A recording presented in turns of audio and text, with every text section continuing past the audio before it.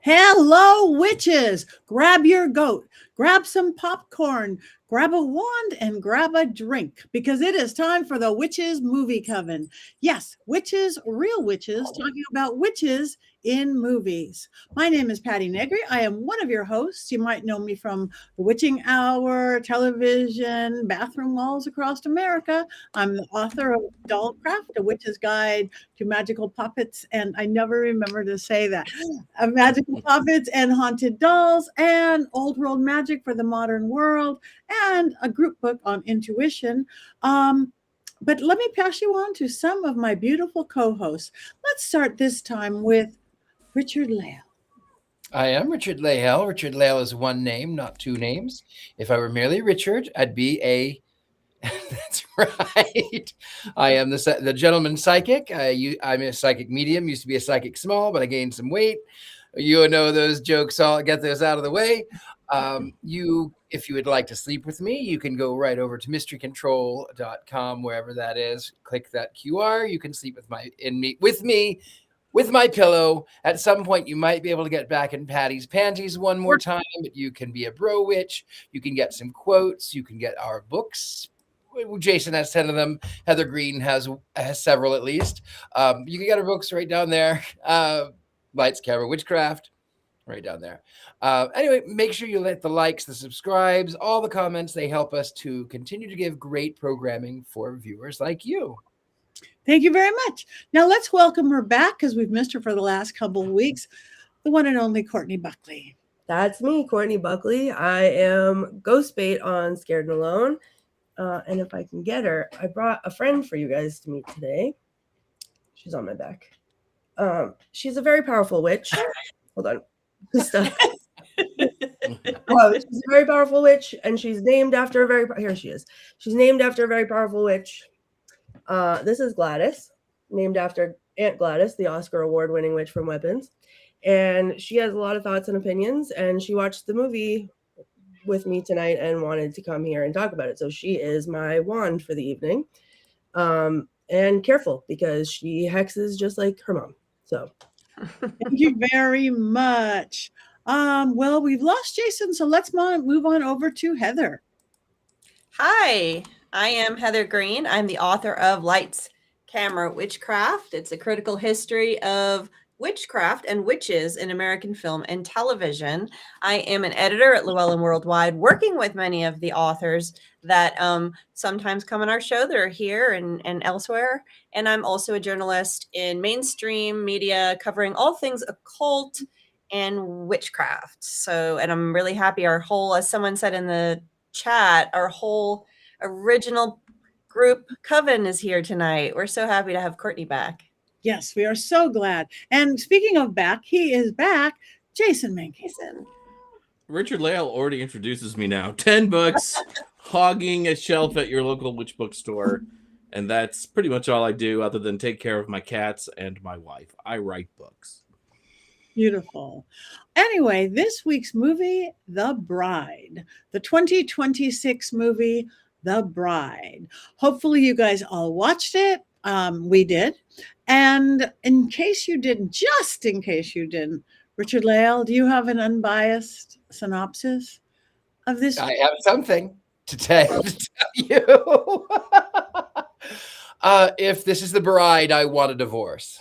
The only witch in this film was which accent she was going to use badly.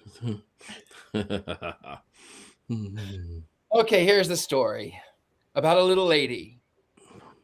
She had hair of gold. Anyway, never mind. So here's the story about this young woman in 1936 that is bored, and she gets possessed by the spirit of a very very rough Mary Shelley, the Mary Shelley. And then in her possession, she begins the call-out doctrine of saying, you did this to these people and you did this to those people. And she does so to the commissioner, who's also a mob boss. So she is taken out back, and as mobsters do with young ladies who know too much, they get silenced in a way that only mobsters can do, by being shoved downstairs in their penthouse in New York City. I'm not saying that about anyone else named Ivana. Anyway, You heard it here first, folks. So Ida, not Ivana, falls down the stairs, and she breaks her neck, and she is pronounced unalive, much like this movie, Unalive.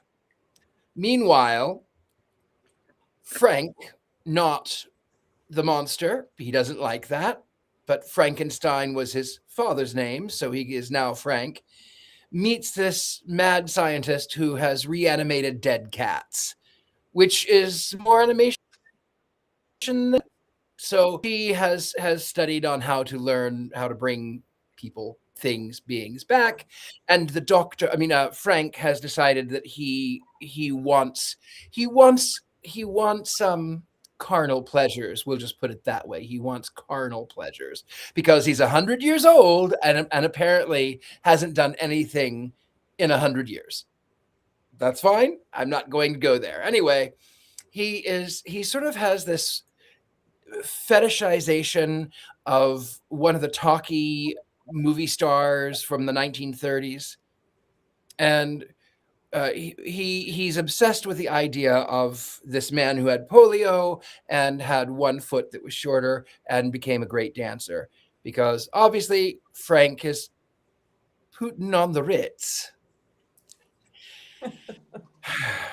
Anyway, he asks for a wife, and the doctor, of course, is trying to be the moral voice, and she says, no, there is that, I'm not going to go murder someone. We're not going to take it from the morgue. No medical bodies.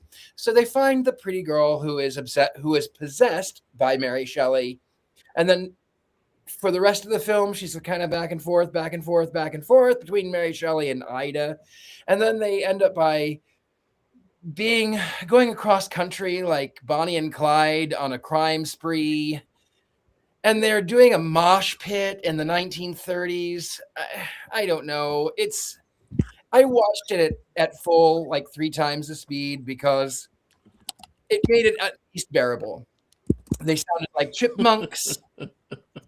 In the end, the mob boss wants them to get murdered, wants this woman to be unalived again.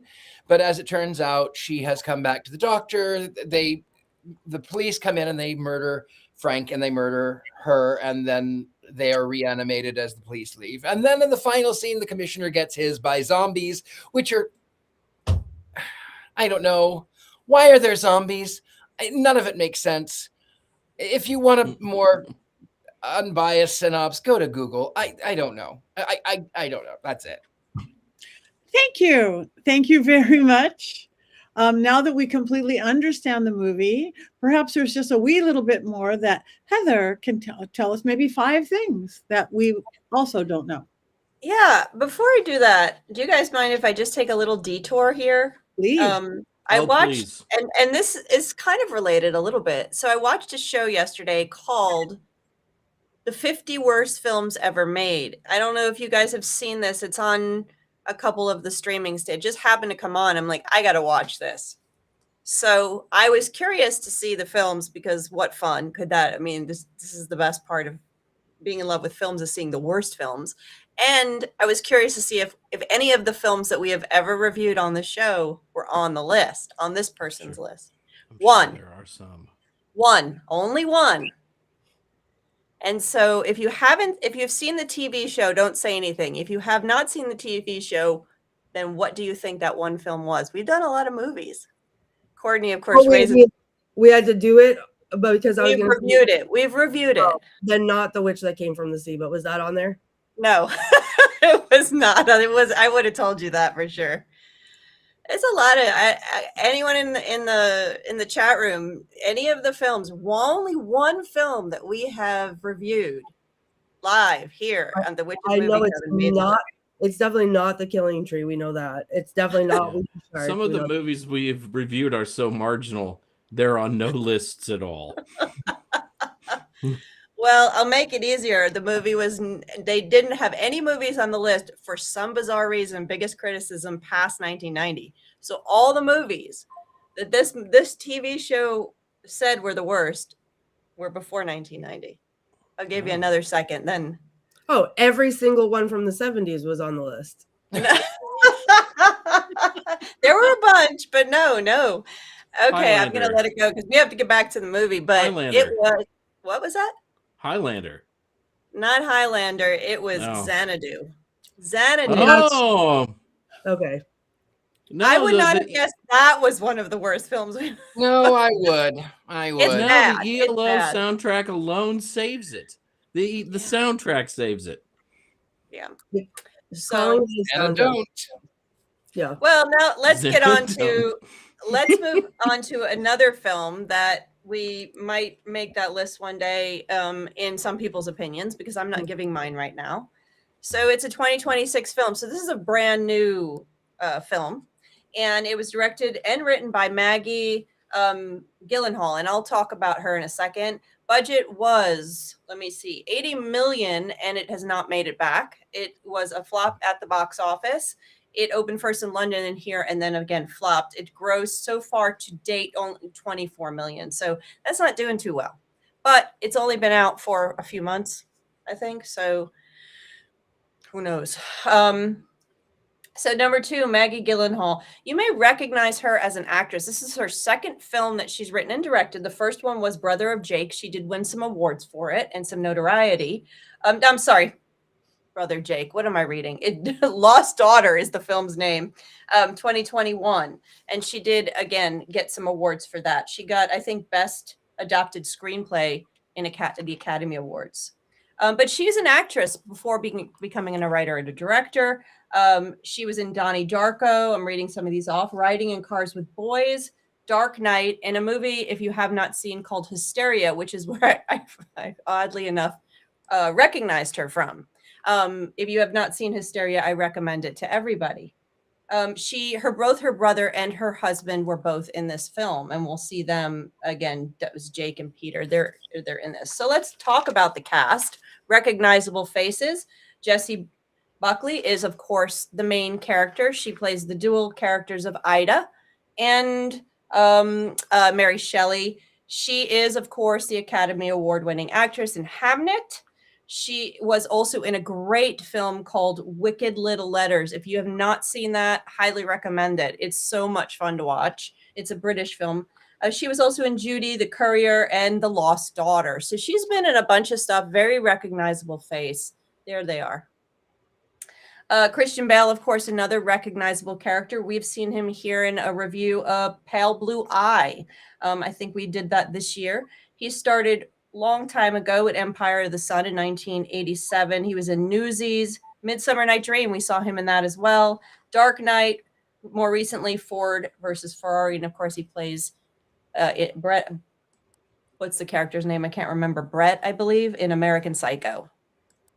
So those are that was the writer's name. I can't remember what the character's name is. We also have Annette Bening. She was a big face back in the 90s. She was in American President, Bugsy, American Beauty, of course, and there she is right there, Annette Bening.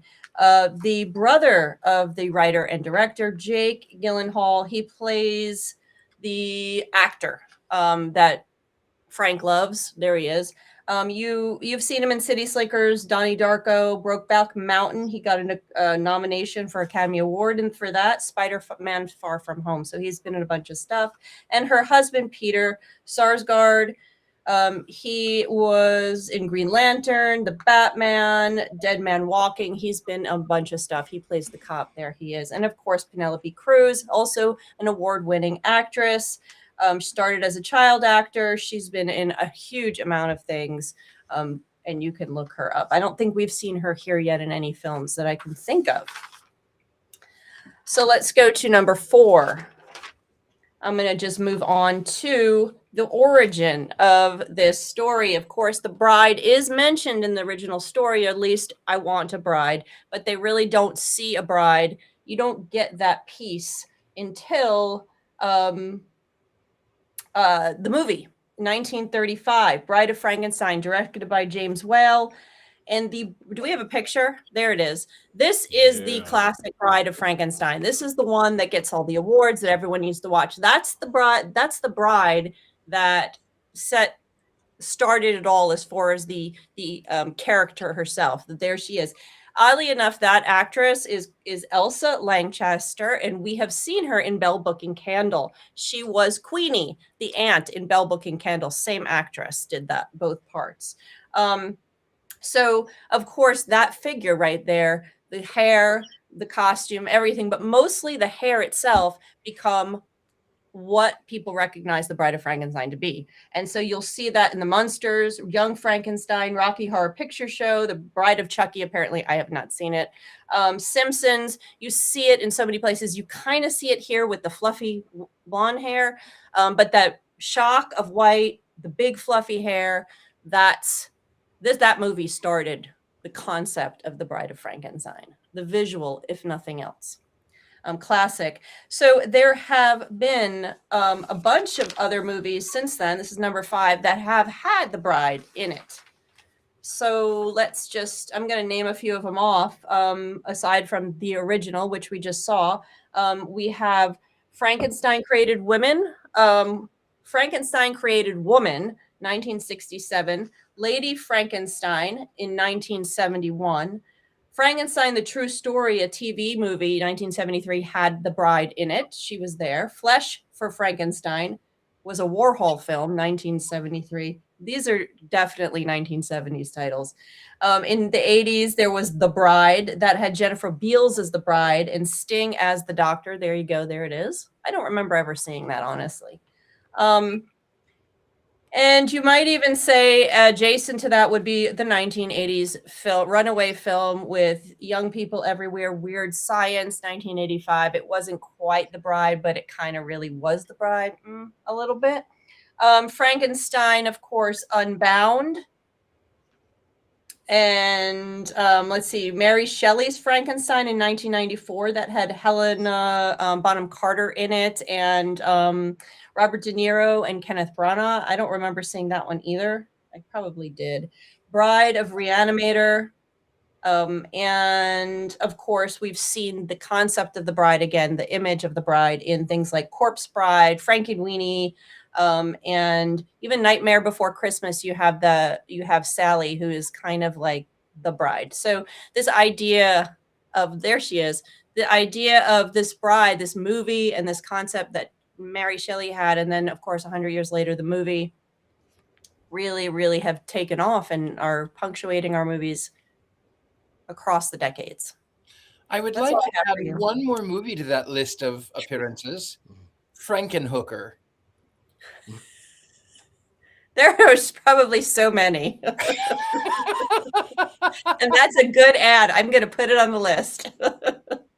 And if you like superhero stuff, the Bride of Frankenstein shows up in Creature Commandos, which was a DC Universe streaming show on HBO Max. And she's the most competent and cool character on that whole cartoon, which is really, really good. And I highly, highly recommend it. If you like James Gunn stuff, you'll love Creature Commandos. Cool. She Yeah, also see, appears, Creature Commandos is awesome in the comments. Yes. she also A appears. terrifying tale of sluts and bolts is what that just said on top. I'm Yeah. losing my mind. So the one thing I didn't say, just really briefly, and then I'll let go of the microphone, is that right now we're seeing a really rise in popularity of original horror. Not just gothic horror, but original classic horror. So that's why we've seen Dracula. We keep seeing these. I wouldn't be surprised if we start seeing, if we see another remake of American Werewolf or something like that. I mean, they're looking for these classic horror monsters right now, and we're seeing it, especially with the success of the Dracula, the recent Dracula or Nosferatu, but even more so Frankenstein. So you're going to see a lot of this, and this is sort of the new horror trend right now, is this classic horror. There is a reason behind that, though. So if you look into when they came out in the 1930s, there was income inequality, there was the Great Depression, there was the Dust Bowl, and people turned to horror for comfort because that horror on the screen took away the horror that they dealt with. So there is a reason that 100 years later we're seeing those same monsters make a resurgence. And that's exactly right, just from my perspective, because that's what I study. That's exactly what I studied in a book. Why are there trends? Why are witches popular at this particular time? And it's not only, the comfort of horror, but horror also allows us to negotiate fears in a safe space that we feel in society. And it's a reflection of those fears and pushing us, enticing us in. It's also revolting us. So it's a really interesting, horror is such an important genre to understand our condition in society. So that's just my film person saying it, but is very, very true. And you can see that specifically in witchcraft films that are horror and what's that's negotiating, but definitely monsters, these fear of these monsters, especially Frankenstein, the fear of being put together, not being yourself. Are you yourself? And being pushed into pieces. And then this, of course, this version is a whole different conversation culturally and socially, but we'll get there, I'm sure, at some point. But yes, there is a reason. That's my point. That's probably the same reason, just like when the real times get weird, conspiracy theories have to get bigger and weirder too. If real life is weird, they have to be that much more over the top and weird. So same balancing act, I guess. Yeah. Comes in cycles. Yes. Who wants to start? Nobody. I didn't fall asleep. I will go there. My thing, because I'm always watching it late at night after a really long day, after a really long weekend, and my head was tilted a lot. I was confused a lot, more than a lot. It's like, should I have been high? No, that would not have helped. A lot of rage. I just kept trying to figure out if to play that part, how, especially the Ida Mary Shelley part, how hard that must have been. Actually, I mean, just the dialogue alone and the commitment to it and everything, it would take an actress to commit to that. So there was many things about it I actually did appreciate, the feminine rage, that kind of stuff. It just, something went wrong in the mix. They tried to be Cruella DeVille. They tried to be young Frankenstein.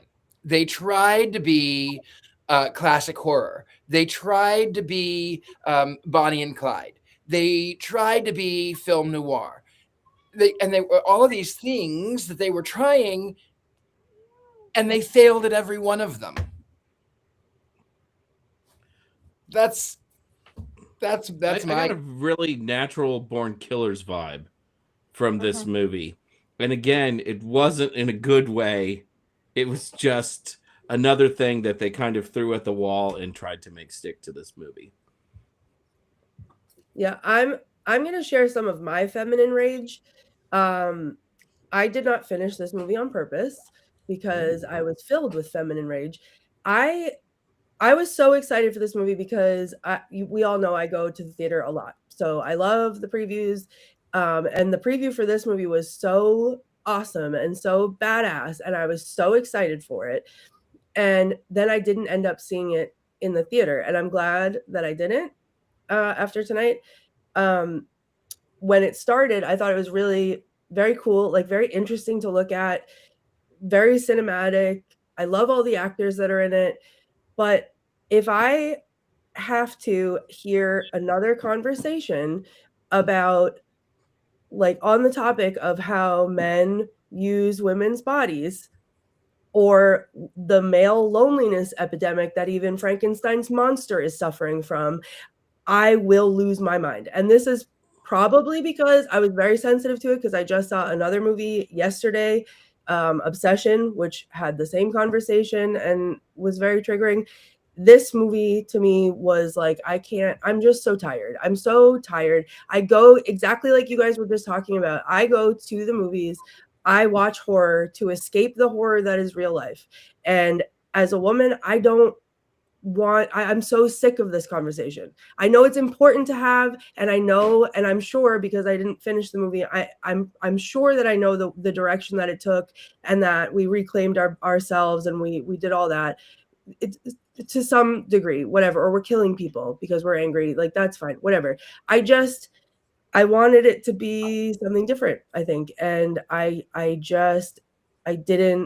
wasn't mentally prepared for the assault scenes in the beginning either, that like I didn't need to see. But like, as a woman, I was not raised to understand what like safe, loving relationships looked like. I was raised to learn how to walk through a parking lot with keys in my fingers so that I could protect myself.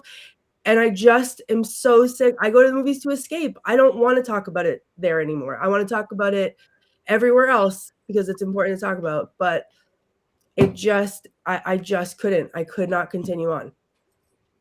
So there's my take on it. Gladys was upset. She turned all kinds of colors and she said, "Turn this off," and I don't want to watch it anymore. So there you have it. But I'm sorry. I feel like I'm a broken record and at the same time an enigma, because I do love a strong, independent woman who, gets what she wants and does what she wants. And I see her in that character, like the scene in the movie theater when the man was, again, forcing himself on a woman, and she stood up for her and said, if you want to, you can. Like, I've heard it can be fun, but she said no.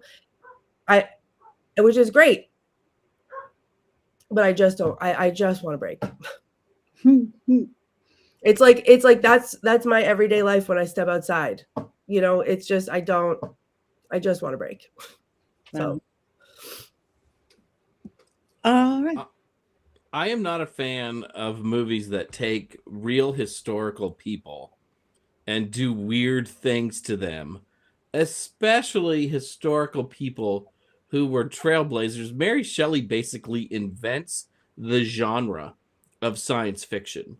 And she wrote many more novels than Frankenstein, too. And to do that in the 19th century and at the beginning of the 19th century as a woman is a very, very big deal.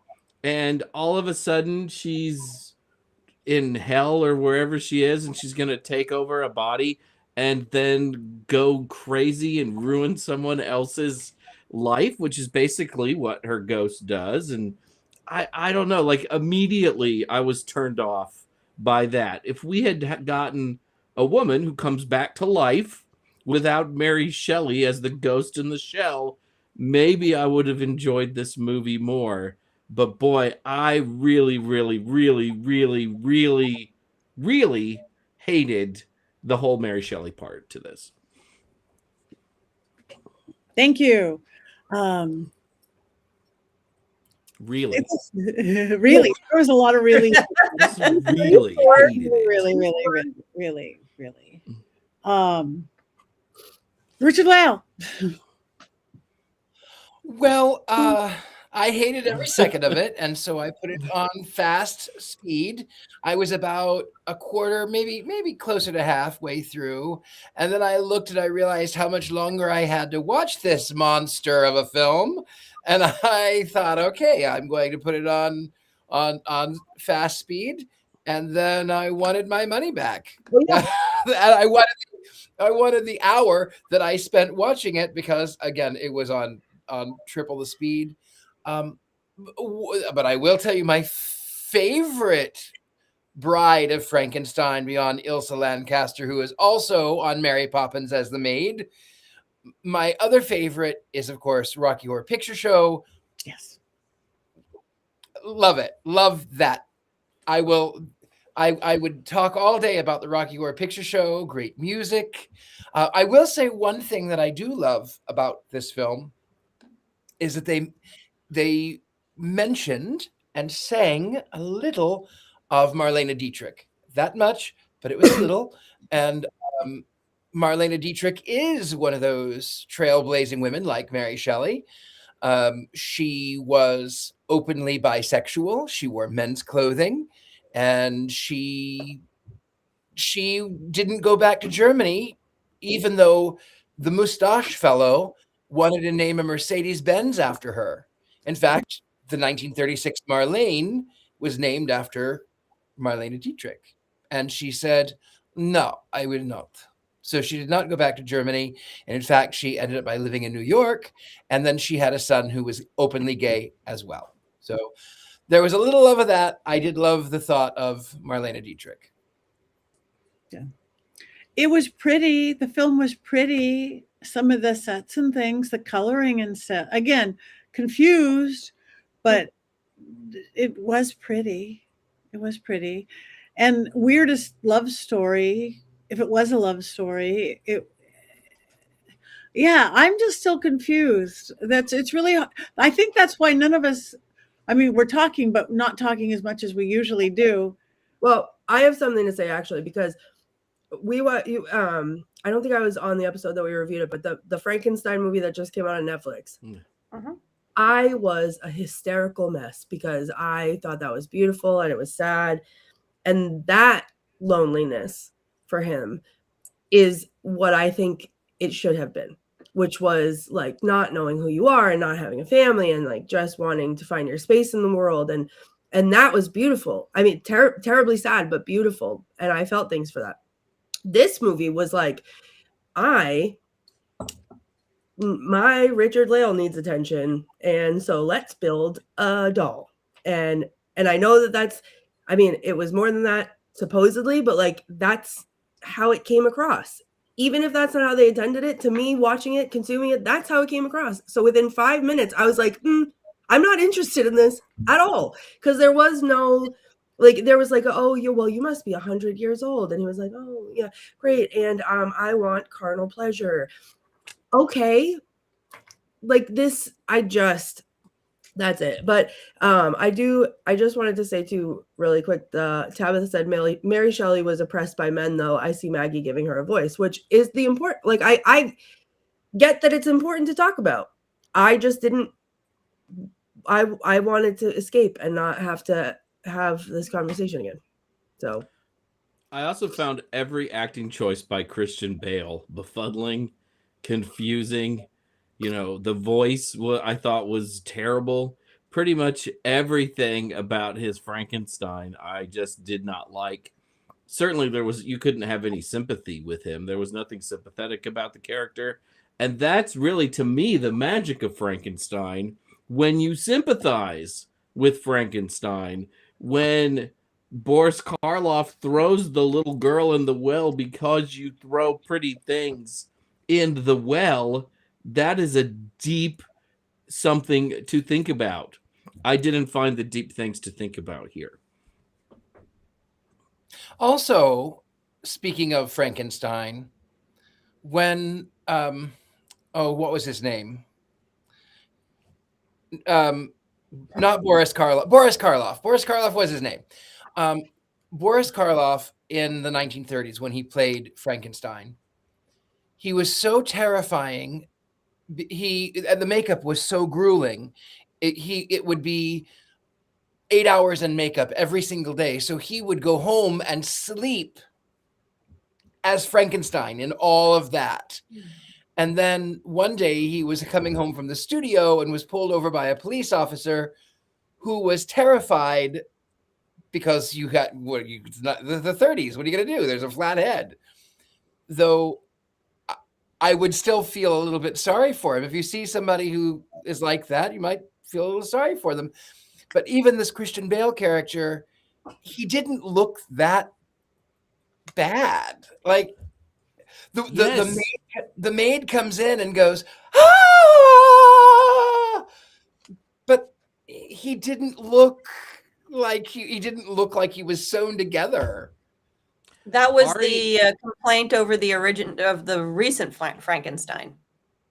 He was too pretty. Watching this movie though, and Ari's like, he just looks like Christian Bale. Yeah, like he wasn't terrifying. Like the screaming was completely out of bounds. He was way too handsome. Really, just had some scars. You go to the right goth club, chicks dig that. Let me tell you. Well, that was the recent film's complaint again, was that the Frankenstein was too pretty. I don't think Christian Bale was quite as pretty as the recent Frankenstein, but and I didn't have a problem with the recent depiction. This movie was, in my opinion, it's weird. I feel a complicated response to it, just watching it as a woman. I was like, it was similar to Courtney in that, okay, I thought I didn't have a problem with the Mary Shelley thing, Jason. That didn't bother me. Creative choice. But I liked the kind of concept that they were going for when she first came on and said, I didn't get to be something. I didn't get to do because of the oppression of women back in her time. I didn't get to tell, and it was kind of allegorical. I didn't get to tell the story I wanted to tell. Not so much the Bride of Frankenstein, but I didn't get to tell my story. I didn't get to live the life I wanted to live. Loved that idea. Loved that it was going to go through the Bride of Frankenstein. Kind of was with it, like this is going to be. But then it took a hammer and hit it over the head over and over, and it spent so much time. It's one of my biggest complaints with movies is when they tell you their point over and over and over. When they tell you, when the point of the movie, this big, profound message that the movie has, becomes more important than the story they're telling. And that's kind of what I felt like. I knew what the point was. I get it. They were doing the whole Me Too movement thing with the thing, and they're doing everything, and she consistently is getting attacked. And by the middle of the movie, I'm like, okay, I got the message, but it's like neon, like flashing. And the rage that she feels and the rage that Mary Shelley feels is real. Women, that's why you could not turn it off. Well, you had to turn it off.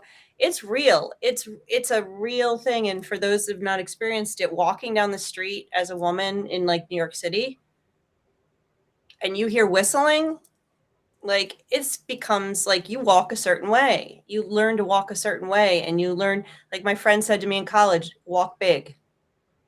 Walk big. We should be able to walk across a campus without worrying about being attacked or having to worry, get a male friend to come with you. That shouldn't be. So, and that also doesn't even help half of the time. It doesn't put a stop to it. No, and so you live with this fear, and you have it your whole life. It's what you're taught.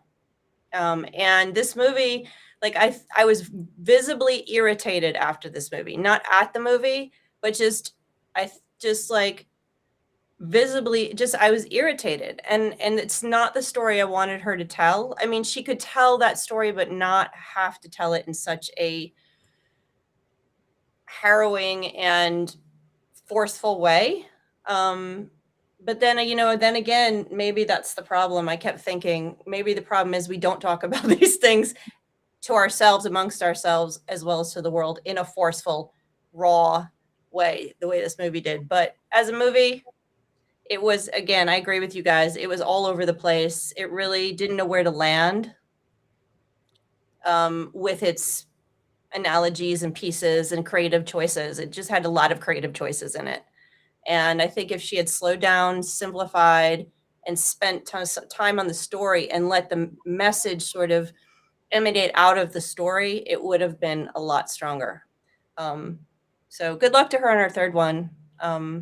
There were some beautiful visuals, and I love Christian Bale, and I love I get her name, the main character, Jessie Buckley. Yes, I should know that, Jessie Buckley. I love both of them as actors, so I was very excited to have them in here, but unfortunately not one of their strongest. Maybe she was pretty good, but not one of the strongest films for them.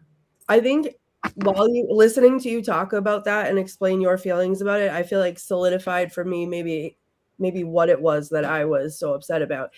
And I think you're right with the way that they told the story, with it hammering you over the head. And I didn't get all the way through it, but it was, even the part that I got through was like that. And I had to turn it off.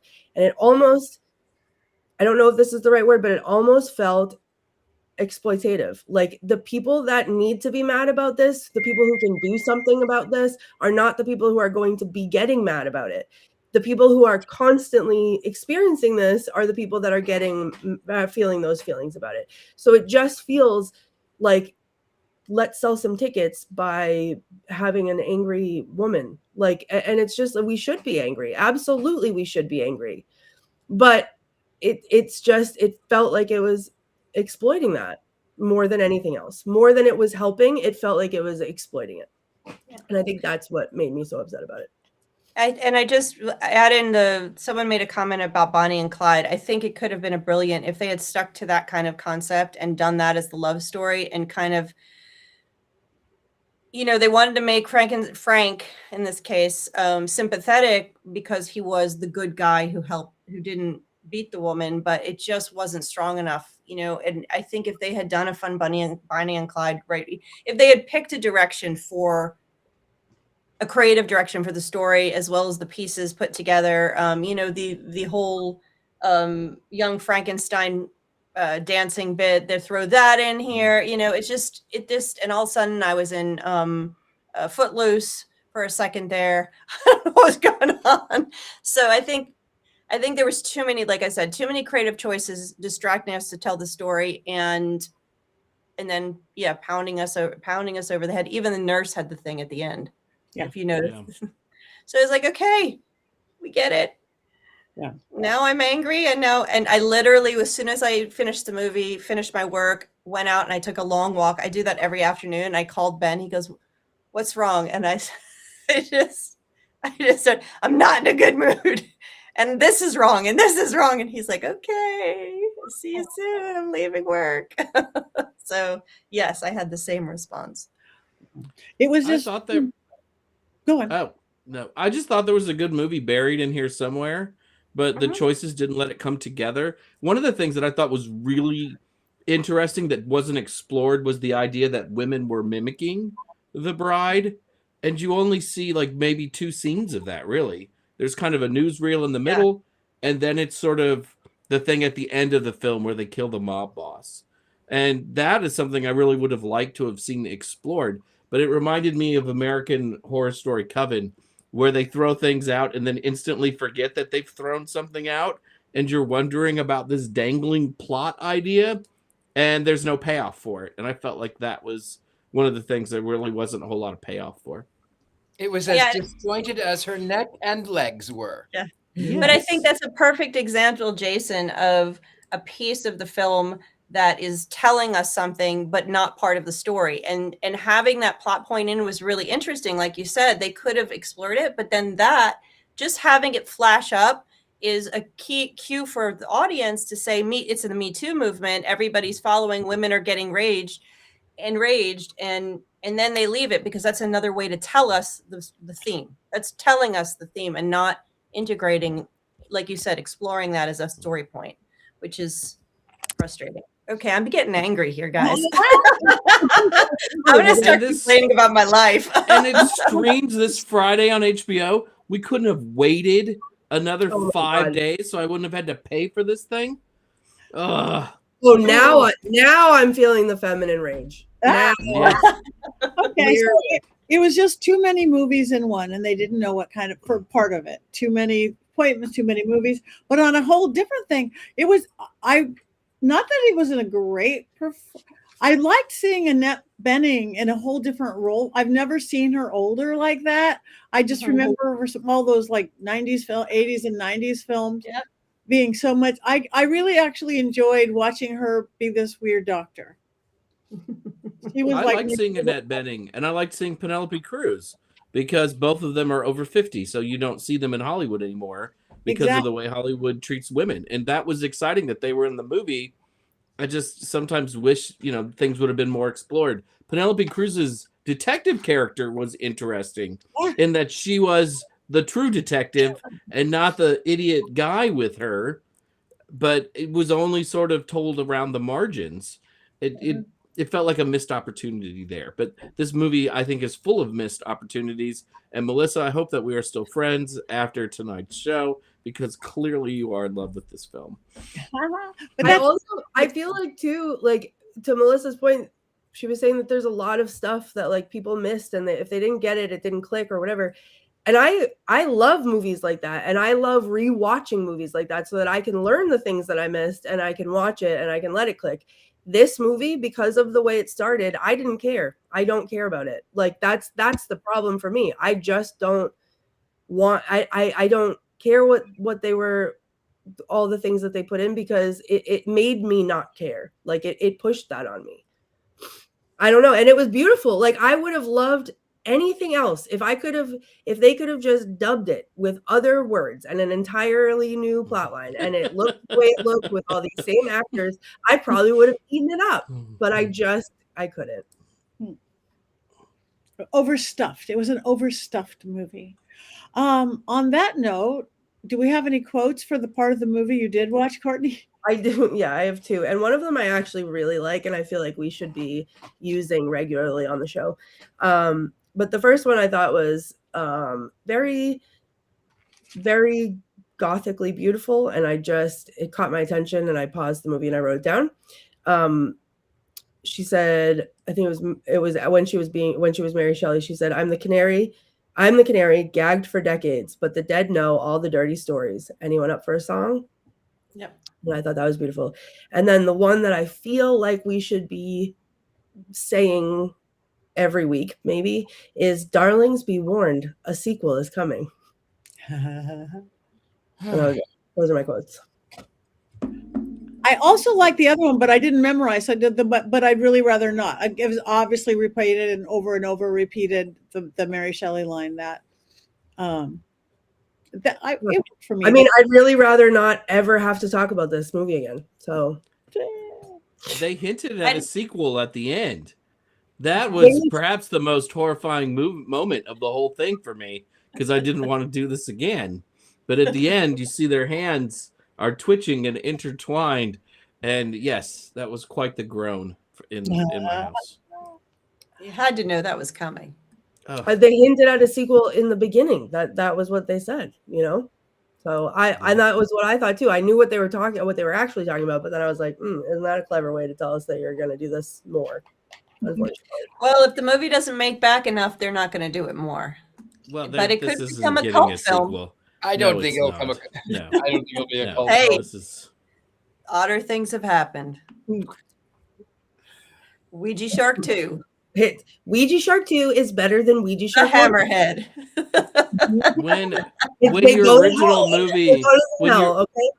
When your original movie has a budget of $50, it's not hard to get back your production budget. This, as you said earlier, had a budget of like $80 to $90 million. Yes. Very different. I think I am the reason why Ouija Shark and Ouija Shark 2 separately made their budgets back, if I'm being honest. Executive producer of Velocipaster. If my name's not on one of these at some point, I'm not doing it right. So Courtney, the quote you did at the beginning, the dead know all the secrets. I wrote that one down too. It's somewhere on my desk. I love that concept. Yeah, it was just and the canary, because it was like, you know, there was so many levels to that, because what it hit for me first was not even like a canary singing a song or a canary in a cage. It was like the canary that you bring down to the coal mines. Mm-hmm. And like, I don't know, it struck me. I listened to it like 3 times. I reversed it and listened to it like 3 times while I was writing it down, and it just was beautiful. Thank you. Just like a lot of things in this movie, except for the entire movie. So there was a lot of beautiful and the grotesque. A lot. And yeah. There's so many good pieces in this. Yeah. It just wasn't put together exactly right. But I didn't fall asleep. I slammed my computer shut. I didn't just gently close it. I slammed it. Jason, do we have a Mankey movie moment? We do. And we have to go back to last week for a little bit of this. So last week, our movie was Chocolat, a movie I started watching Tuesday night, right as my wife was getting ready for bed. Within a few minutes of that movie starting, my wife, Ari, comes out of the bathroom where she was brushing her teeth, and she comes into our living room, and she goes, "This must be your movie Coven movie this week," because there's no way you would watch this movie on your own, which she's absolutely correct about, because she's correct about everything. And then after I nodded and said, yeah, of course, she asked, why didn't you watch it with me? Which is a really good question. And Tabitha apparently found that exchange so interesting that she shared it on social media when I mentioned it on last week's show. She also there suggests that I'm committing movie adultery on my wife by not watching Chocolat with her. But I want you all to know there are good reasons I don't watch most of the show's movies with my wife. And those reasons are very easy to list. Little Nicky, Hansel and Gretel Get Baked, Spellbinder, The Conjuring, Last Rites, Vibes, The Shadow, Charlie and the Chocolate Factory, Highlander, Race with the Devil. A lot of those were Richard-Lael's picks, and I want everyone to know that when we visited with Richard-Lael, my wife practically fangirled by her standards, completely charmed by the man. What you see is what you get. However, I will say that she is not charmed by his taste in movies. And then also, of course, there are movies we've watched like Velocipaster and Ouija Shark, which has made her absolutely terrified to meet Courtney. Because if Courtney loves those movies, there must be something wrong with Courtney, especially after I made my wife watch The Killing Tree, and I told her that Courtney loved that film. So, yeah, she's probably never going to meet Courtney. So when I watched Movie Coven movies with Ari, as I said, she has often and mostly reacted with horror. Take, for example, a movie most of us like, K-Pop Demon Hunters. I thought it was pretty good, and I still sing Golden under my breath from time to time. But Ari just did not care for it, and that's okay. But after that, I decided, because I love my wife, that I would shield her from the movies we watch on this show and leave her to inhabit the television world she truly loves. British shows about royals and cooking competitions. Things that I can read a book during and just sort of enjoy the accent from afar. But last week, though, after she was sad we didn't watch Chocolat together, I began to ponder. Maybe we should watch more of these movies with one another. Sensing a one-time interest in The Bride last winter, I giddily told Ari that we would be watching The Bride together this past Monday evening, and I thought it would be a bonding thing for us and our relationship. I mean, we love The Dark Knight. This movie has Christian Bale in it. It was directed and written by Maggie Gyllenhaal, and she's the best of the Gyllenhaals, and we also like to support women directors. I thought that would be exciting. This was going to be a big win for both of us. A fun movie to watch on a Monday night. And then the movie started. It was clear early that she found the film's opening completely unnecessary, and as the movie went along, she burrowed deeper and deeper into her phone. Apparently, whatever new outrage of Trump's was less offensive than The Bride, and that's huge. After about an hour of the movie, I got up to do something, and I paused the film like you do. The time remaining flashed on the screen. We still had a whole hour to go. Ari's eyes filled with terror, and her next request sounded more like a plea. Can we watch something else? I looked at her, of course, with sympathy and understanding as a good husband, and said, of course, my love. And suddenly, using the remote control, we were whisked away to Woodstone Manor, a New England bed and breakfast filled with ghosts who do ridiculous things. It's a show that I love. Ari's eyes, now overflowing with gratitude, lifted up and away from her phone. Even the cholera ghosts in the basement were a welcome sight for sore eyes after an hour with The Bride. But Ari taking a break from our movie this week did not translate to me not watching the entire film. I do my homework. And late yesterday afternoon, I settled in to watch the last hour of The Bride. With about 30 minutes left in the movie, the front door clicks open and Ari walks in. She immediately turned to me with a look of horror on her face. You are still watching this? I sheepishly said yes, adding that there were only 30 minutes left if she wanted to sit down. She then announced she was going to change out of her work clothes and reemerged 33 minutes later. That is the longest she's ever taken to change out of her work clothes. Moral of the story, I don't think we will be watching any more Movie Coven movies together for at least 6 months, if not longer. Beautiful as always. Beautiful. All right, Coven. All right, all our Coven members in the chat room. Now we vote. Now we vote. Wands up or wands down? Do Mine is not actually down. put Mine is that thing upside down. Oh no! Yeah, chameleon's down. Gladys is so mad she's gonna break some sticks while looking at people in their eyes. Look at how mad she is. for how much I care about this film. She's so mad. Is that down, Richard-Lael? I was looking for how much I cared about the film, and it is so minuscule. All right, we've got a way down for Heather. We've got a live lizard going down for Courtney. We've got a way down for Jason. We've got a down that's so down he can't find it. And I am down, but I've got a 5% up there because I stayed awake. And I like Annette Bening. And nobody talked about her. So everybody in the chat room, wands down so far down. Wands down for movie proof. Marriage is a workshop. Wands down. Has somebody up? One person up?